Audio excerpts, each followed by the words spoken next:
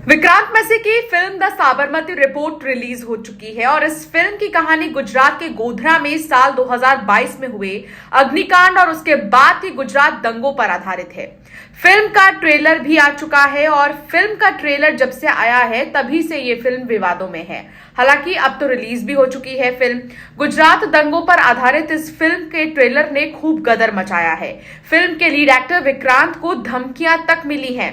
इस फिल्म की release date नजदीक आने के साथ ही गूगल पर गोधरा कांड से जुड़ी सर्च बढ़ गई थी। अब फिल्म रिलीज हो चुकी है। अगर आप इस फिल्म को देखने की तैयारी में हैं, तो इसे देखने से पहले आज हम आपको बताएंगे कि गोधरा कांड है क्या, कब हुआ और उसके बाद क्या क्या हुआ।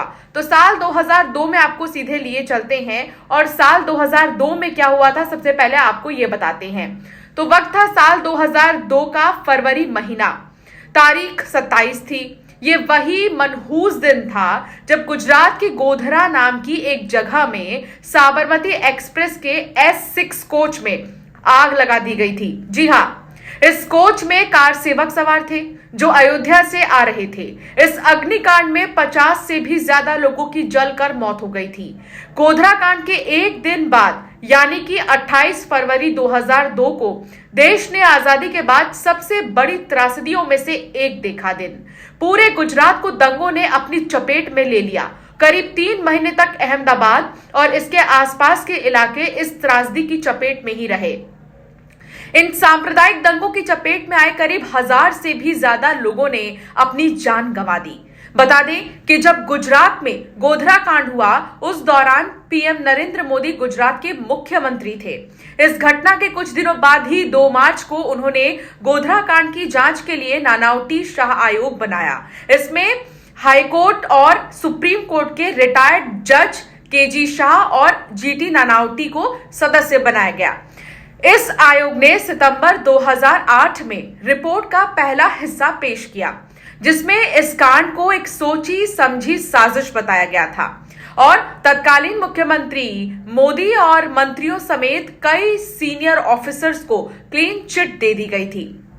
इस आयोग के एक सदस्य जज केजी शाह के 2009 में निधन के बाद उनकी जगह गुजरात हाईकोर्ट के रिटायर्ड जज जस्टिस अक्षय मेहता को सदस्य बनाया गया और आयोग का नाम नानावटी शाह आयोग से बदलकर नानावटी मेहता आयोग कर दिया गया। इस आयोग ने उसके 10 साल बाद साल 2019 में अपनी रिपोर्ट का दूसरा हिस्सा भी पेश किया। इसमें भी वही बात दोहराई गई जो पहले हिस्से में थी, यानी इस कांड को सोची समझी साजिश बताया गया। मार्च 2011 में ट्रायल कोर्ट ने 31 लोगों को दोषी ठहराया, जिनमें से 11 को मौत की सजा सुनाई गई और बाकी 20 को आजीवन कारावास की सजा सुनाई गई। 63 अन्य आरोपियों को बरी कर दिया गया था। लाइव लॉ के मुताबिक कई ऐसे वेबसाइट्स भी हैं जो कई चीजें बताते हैं। इस मामले में ट्रायल कोर्ट ने मार्च 2011 में 31 लोगों को दोषी ठहराया। इनमें से 11 लोगों को मौत की सजा और बाकी बचे 20 लोगों को आजीवन कारावास की सजा सुनाई गई। 63 अन्य आरोपियों को बरी कर दिया गया। ठीक इसके बाद अब बात करेंगे साल 2017 की। साल 2017 में गुजरात हाईकोर्ट ने उन 11 लोगों की सजा को बदलकर आजीवन कारावास कर दिया, जिन्हें मृत्युदंड दिया गया था। बाकी के 20 लोगों की आजीवन कारावास की जो सजा है वो बरकरार रखी गई।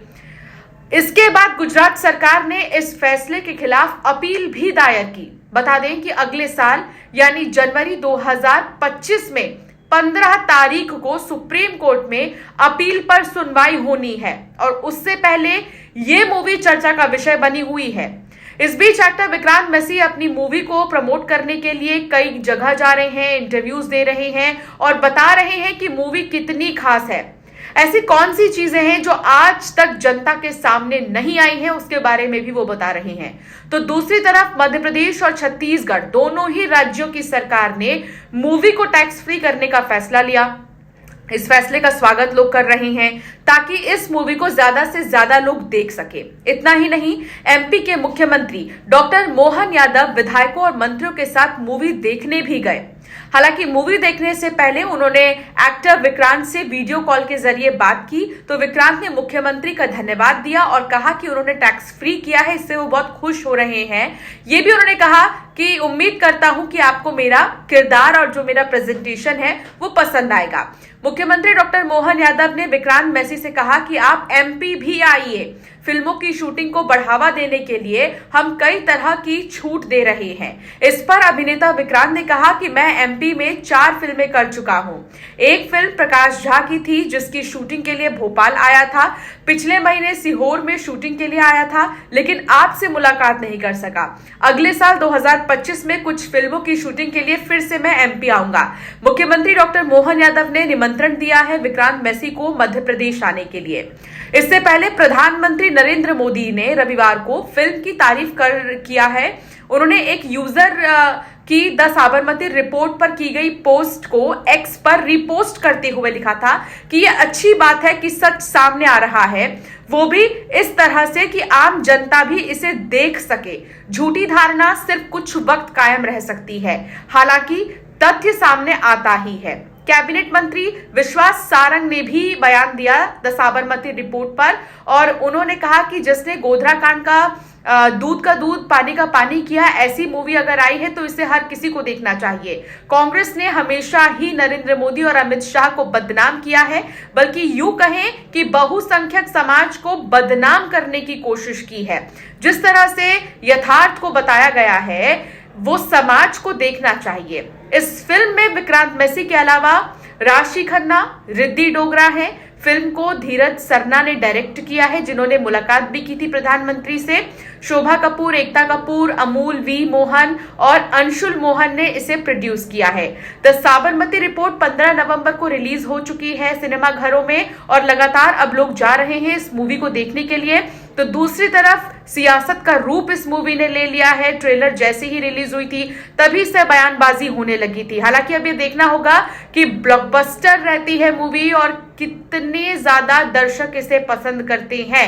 तो दूसरी तरफ गोधरा कांड क्या है, क्या कुछ हुआ है अब तक, आपने ये भी जाना। आप क्या कहना चाहते हैं गोधरा कांड पर, या आपकी क्या राय है द साबरमती रिपोर्ट पर, हमें कमेंट कर जरूर बताएं।